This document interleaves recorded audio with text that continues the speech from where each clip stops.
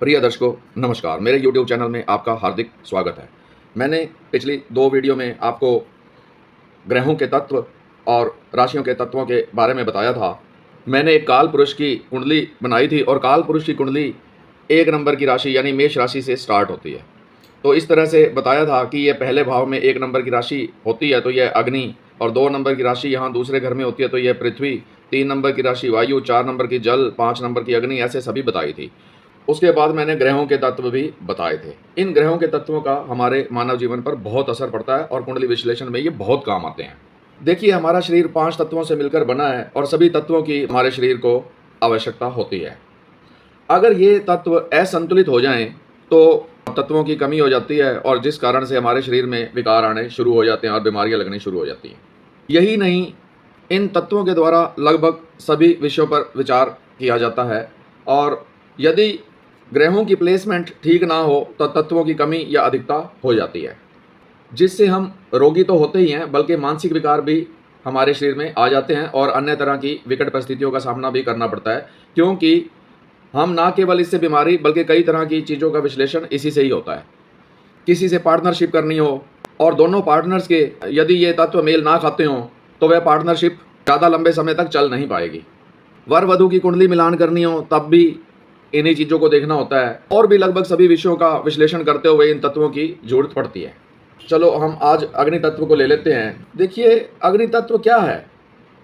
अग्नि से ही पता लग रहा है कि ये ऊर्जा, ये हमारे शरीर को ऊर्जा देती है। जिस तरह से सूर्यदेव सौर मंडल में गर्मी पहुंचाते हैं, वैसे ही अग्नि तत्व हमारे शरीर में गर्मी पहुंचाने का काम करता है और जिससे हमारे अंग पुष्ट होते हैं और हम स्वस्थ रहते हैं।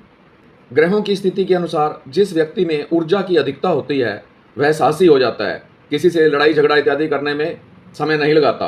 अधिक ऊर्जा होने के कारण वह निडर हो जाता है और इस तरह से इनमें आत्मविश्वास की भी अधिकता देखी जाती है। नेतृत्व करने की क्षमता होती है। ये हमेशा प्रयासरत रहते हैं, हार नहीं मानते, संघर्षशील रहते हैं और इनमें अपनी बात मनवाने का जुनून होता है। ये दूसरों की बात कम मानते हैं, अपनी बात को ऊपर रखते हैं। ये सारा अग्नि तत्व के कारण है, क्योंकि इनमें ऊर्जा की अधिकता होती है।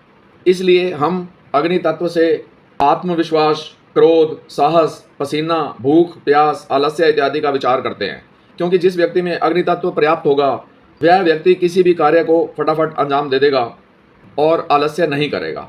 इसके विपरीत यदि किसी व्यक्ति में अग्नि तत्व की कमी होती है तो वह सब इनके विपरीत हो जाते हैं।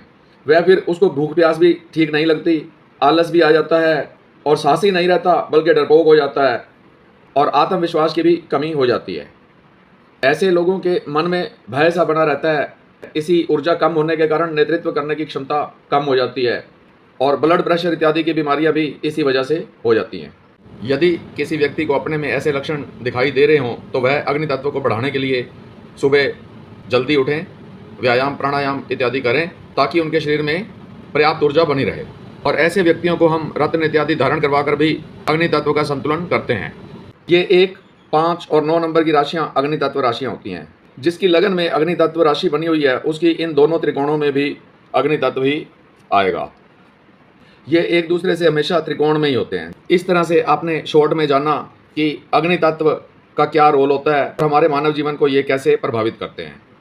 नेक्स्ट वीडियो में मैं आपको दूसरे तत्व के साथ मिलूँगा और यदि मेरी ये वीडियो आपको अच्छी लगी हो तो कृपया इसे लाइक करें, शेयर करें और सब्सक्राइब करें। धन्यवाद।